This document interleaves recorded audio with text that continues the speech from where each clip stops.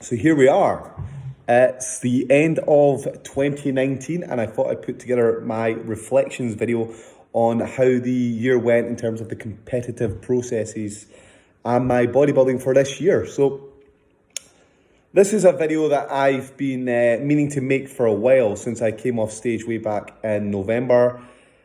I was going to make it a little bit earlier, but then I got a sore throat. I couldn't really speak very well.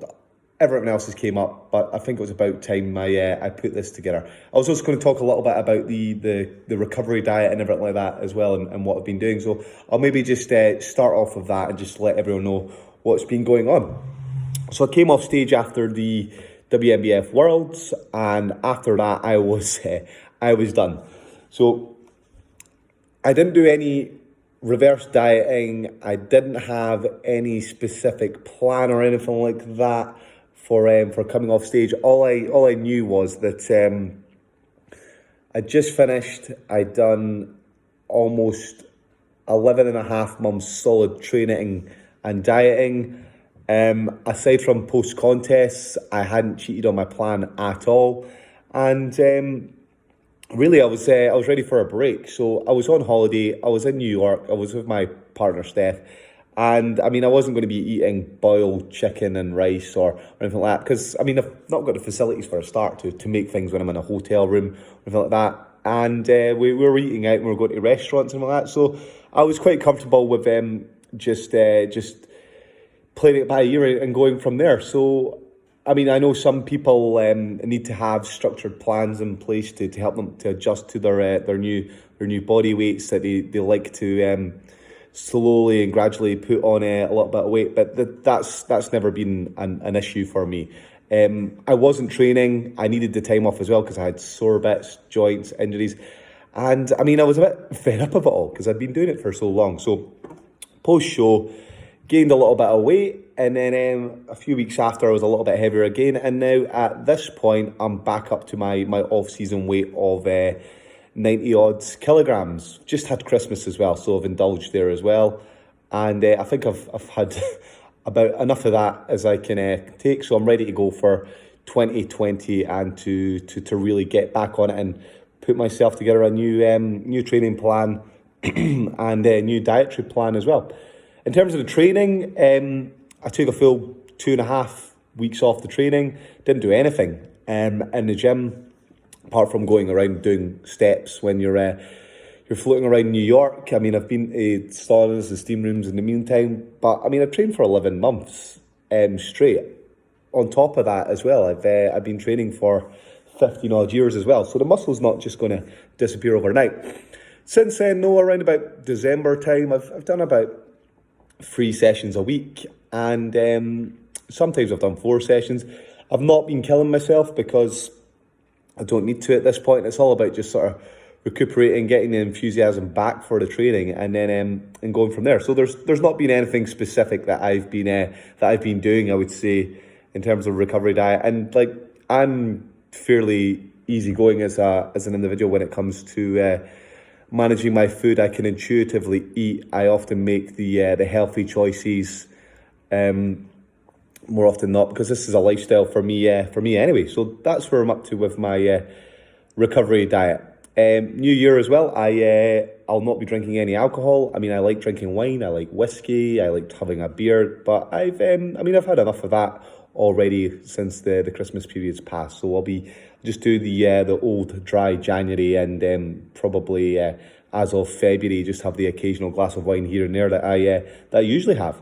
So that's the recovery phase, and I feel like I'm recovered. I mean, it sounds funny, just little things like my hair's got much thicker again and started growing much faster. Fingernails again, they're growing much faster. Little niggles and joints, they're not quite as they don't hang around as much. If I've gotten little colds and snivels and things, they've gone away a little bit quicker than they would when I'm on a diet. My libido's back, so all these things, I'm pretty certain that I'm recovered and back where I'm at. I just need to get in it and set myself some new goals in terms of training. I don't know if I'll compete next year, but we'll see. I'm not making any plans though for that at this point. And that really brings me on to the reflections for 2019. I never had any plans to compete in the first place in 2019. I know I've probably said this a few times, but the whole goal was just do a guest spot, get myself focused again for training, and then that'll do me. But things changed as we prepped for the first guest spot. Steph wanted to give it a little bit more time and prep for a different one at the end of the year. And then that just meant that, well, I was dieting until September anyway. I may as well just go that little bit further and then do some shows at the end of the year. So, I mean, I was pretty pleased with how it all went. I mean, 2017 was my previous best. 2018 was not a great year for me training. I picked up various injuries and I wasn't sure if I'd actually made any progress or enough progress. That's why I wasn't really intending on competing in 2019. But no, I was really pleased with how things all shaped out. So I did, first show in the year was the UK BFF Scottish Championships. Harry Ogg at Bodytone Warehouse, he hosted that event. That was a really fun show. I really enjoyed it. If anyone gets a chance to compete in Scotland, then it's one I'd recommend. He put on a really well organised, nice show, nice venue. Everyone was really friendly, and some good competitors as well. So I competed there. Competed as a under 90 kilo guy. I mean, I had given thought to doing the classic physique class, you know, with the slightly higher, well, the shorts rather than the broad shorts. But in the end, I just decided that I would do the under 90s because I consider myself more of a classic traditional bodybuilder than this class. Although it's something I'll maybe think about in the future. I was too heavy as well to squeeze into like the under 80s where I would normally compete, or even the classic bodybuilding class where I need to be 79 kilos. So I did that. I won that. That was great. And then from there I sort of made the decision after that along with Steph, because of based on the fact that we had our pro prep company that we were starting to take off, that we needed to focus a little bit more on our clients. And we decided that we would no longer do the guest spot after that. But that meant that shifting focus, I would go on and I would do the DFAC Grand Prix. So that came around in, when was that? That was September, was it October? September. I forget. September. I was pleased with what I brought with that one, and I managed to get a third place medal in that one. So I did the Pro Grand Prix. We had David Kay was first. Dave looked brilliant, really, really great competitor, really nice physique. Ben Lloyd, he was second. He bested me on this occasion, or rather on two occasions this year. Diced physique, real nice guy as well. But I would end up in third place in that class.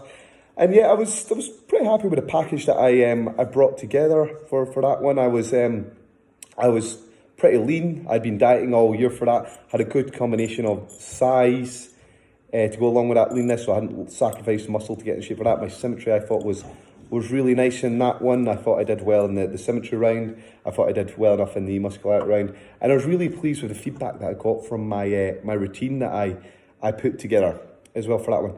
Unfortunately, though, I would say that was my my least favourite competition of the year. I think there was just a bit of a, how can I put this,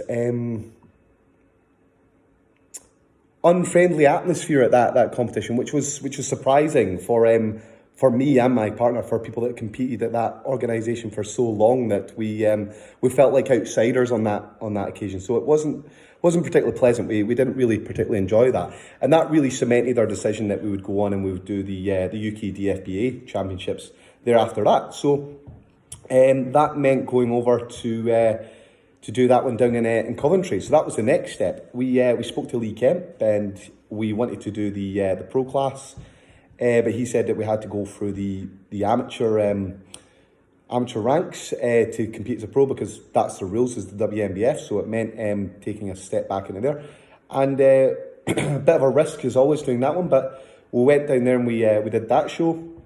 And I suppose I was a bit apprehensive. You don't know what it's going to be like going into a new federation, competing against different people, different judges. You've got a reputation to maintain. But no, all in from start to finish, it was a really nice. It was a really nice day, because we were really welcomed by all the people that were there, both competitors, judges, officials, things like that. They made everybody feel at home. The event itself, it was run over 2 days, so it was really well organised. And then I got to compete in the middleweight class against some top competitors. A guy, Jerry, would be second to me on that occasion. And Jerry went on and won his WMBF pro card at the World. So really high calibre of middleweight competitors. So managed to get myself this cracking UK DFBA middleweight title. That was the sixth time. Really pleased with that I had won a British title in natural bodybuilding as an amateur. So I was obviously very chuffed with that.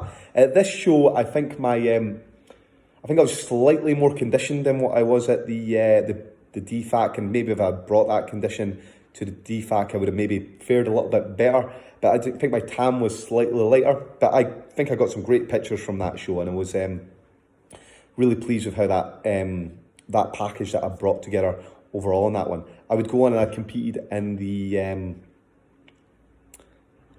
overall as well. And again, Ben Lloyd, he beat me again. He was my nemesis this year. So I didn't manage to take the overall title, but I did get this lovely little plaque.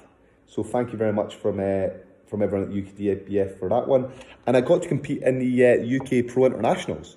So I managed to come third place in the heavyweight class for that one as well. And I got this cracking WMBF medal. So that was my second pro contest of the year. So it was mission accomplished when we went over to the UKDFBA. A really good experience. I really enjoyed it. In terms of shows this year, I would say that the UKDFBA for me, there's a close run thing between that and the NABA Universe was probably my favourite show. Just the overall vibe. It was run well, nice stage, good calibre of competitor, and I mean, well, it always helps when you get the results that you want as well, I guess. After that, we went on and we had the opportunity to do the NABA Universe. So we'd been speaking to Ian Lawrence, 1975 Mr. Universe, who was the organiser for the NABA Scotland, and he'd spoken to us a few times in the gym, myself and Steph, and because a few people hadn't taken up their invites to do the NABA Universe from Scotland, he extended an invite to us to compete. So I got to compete in the classic class, Steph got to compete in the athletic class. Now, on that particular occasion, I had to make a weight, and it was probably one of the well, it was a horrendous experience. I remember driving all the way down to where was it again? Bradford, and complaining the whole way, not drinking water, having to up my cardio all week before I could get in shape for the weigh-in, and then just all like putting the heat right up in the car, wearing double jackets, and it was horrible. I absolutely hated it, and it definitely affected my my look that I brought to the stage, no doubt about it. But weighed in, made the weight, got under the 79 kilos, which I needed to be for the class, or under 80 rather, and then went and did the show next year. And you know what, the NABA was a great experience, because, and I would encourage anyone to go just to see the standard. But it's got an aura around it, the NABA Universe, and the staff and the people that run the events. I mean, they all hold themselves with such dignity because they know they're part of history. Because it's NABA Mr. Universe. It's one of the oldest competitions in the world, and one of the most prestigious amateur competitions going around. It's fab to be able to compete against people from all over the world. So I did the classic class. Classic class was stacked. There was like 25 or 29 guys in it. It was absolutely huge class. Like I say, competing against guys from all over the world, and I got some really call outs. I was in the final call out for the with all the top guys, and a number of them. So they were obviously looking at me, but unfortunately I missed out on a top 6 placing. On reflection, I'm probably 7th, 8th, somewhere around there in that lineup, which is a great achievement, I think.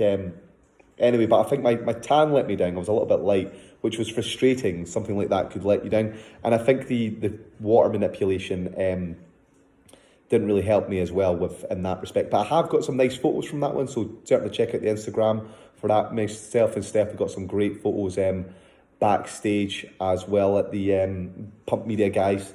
They took them for us from the uni, so I was really pleased with them. And Steph did fantastic. I was so pleased for her. She came 4th in the in our category. I think she could have been higher because she did look amazing. Her tan was excellent, actually, and thanks to A1 Tan. But she brought a great package together. And as you mentioned, she won her pro card as well at the UK DFBA and was awarded a WMBF pro card as well. So I should say well done to her. I was so proud.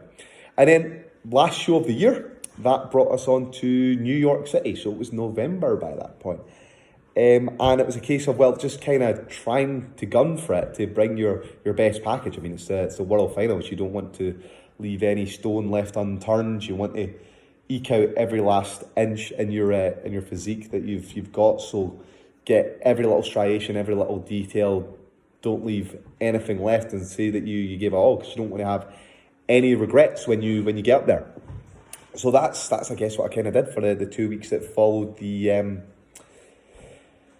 2 weeks that followed the NABA Universe. I remember I peaked for that, and this is just something that I think is worth mentioning here. I mean, I did the DFAC, which I did a peak and plan for. I did the UK DFBA, which I peaked for. The NABA I peaked for, and the WMBF, which I peaked for, and the Universe. So I did these in consecutive rows. I don't think I would do it quite the same again, but that's maybe a topic for another day, just because of the strain it has on your body. My water was all over the place. It was hard for me to guess what my actual composition was looking like if I was holding fat or water, which made it difficult to manage in between that time. But anyway, so we went over to Islip, New York, and that was a really fun show because there was 360 odd competitors in it.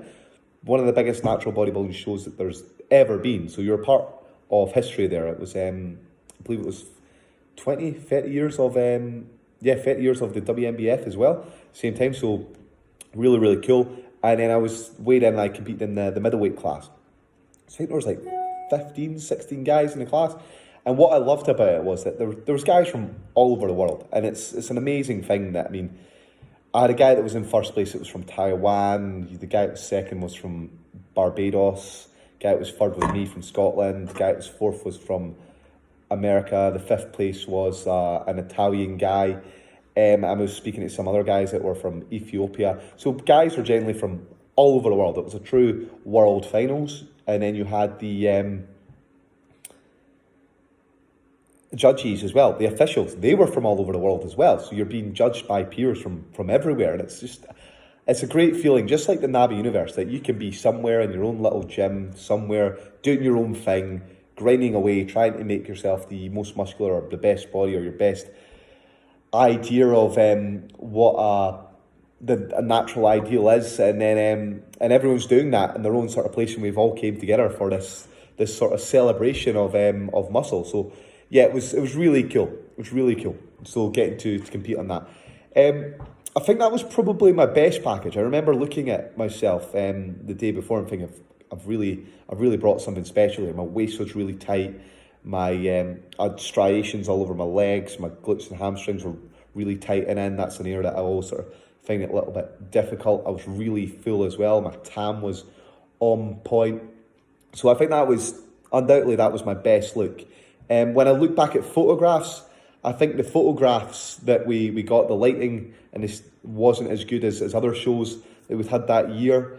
So the photographs don't maybe really reflect that, but I'm positive that was my best look that I'd brought to the stage today. Not that it was by any means a poor stage in terms of lighting or anything like that. It was just a different sort of lighting, and the venue was huge. It was in like a high school that specialises in music, so the amphitheatre was giant. It must have held about 1,000 people easily, and the stage was ginormous. They had a big giant banner all over it, and it was just great to be part of such a big event. And my first, or rather second pro show with WMBF, but first one in the States.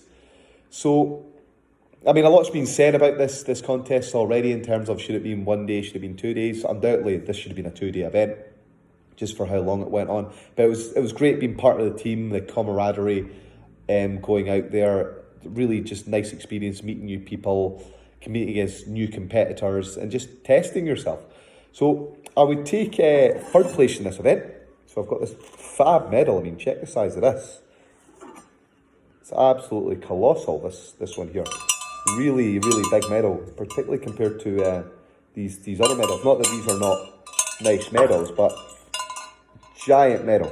So I've got a third place bronze medal here from the WNBF Worlds. As I say, I came third. We had the Taiwanese guy was first, and the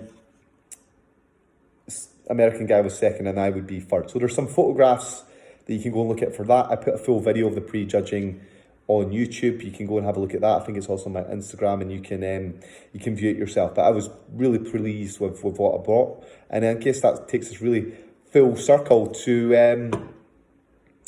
the start of the video where I said, well, I came off stage and I did a sort of little bit of a well, not really a recovery diet, but I sort of just relaxed after that, and then put it all to bed after a hard year. So reflections on the whole process. I competed with UKBFF, DFAC, UKDFBA, NABA, and WNBF. So I competed with 5 different organisations actually this year, and it's something I've always done. I've competed with different feds down the years. I've not been afraid to try things out. I think going forward in the future, I really enjoyed my NABA experience. I liked competing with UKBFF as well. I think I'd be looking at maybe competing with doing the classic again in the future. Hopefully I can. I've got a tan that I know I can wear on different stages now, which will work really nice with different stages. So A1 tan is something I'll be using. I think on reflection, I'll not be peaking quite the same as I have in the past, particularly if I'm doing multiple events. I mean, I dieted all year, and it allowed me to maintain good muscle mass, good strength throughout. But I think I'd be slightly more aggressive towards the back end when it's time to ramp it up to try and get a little bit more detail in my physique. And yeah, it just I really enjoyed the whole sort of process. If I had to rank the contests, I mean,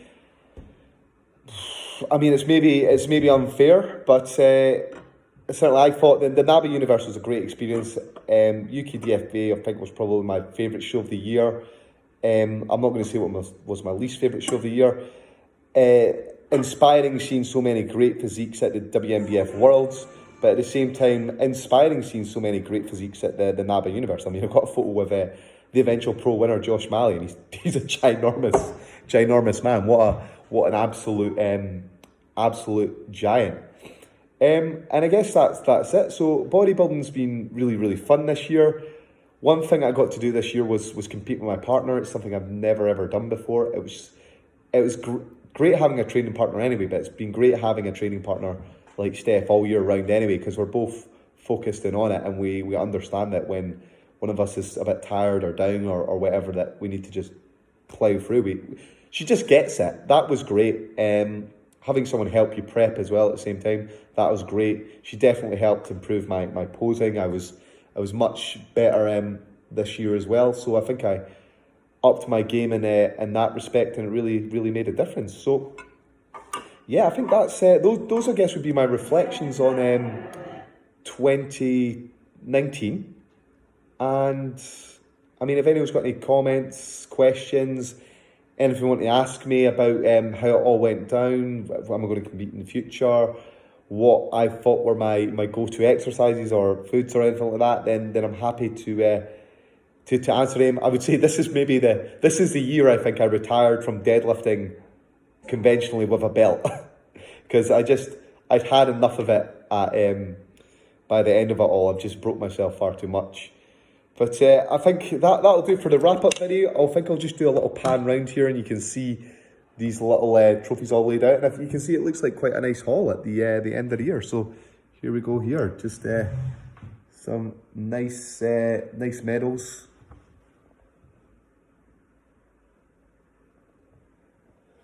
From this year competing. And then there's been lots of photographs and things like that I've taken as well. So be sure to check out Instagram for more photos, videos, follow what I'm up to doing, and I think we'll be documenting a little bit more going on into the new year. More training footage, there'll be more video footage, and just a big shout out to my new sponsors, Chemical Warfare, as well. We'll be doing some stuff with those guys, and be sure to check out all the latest Pro Pep content. I wish you all well in 2020.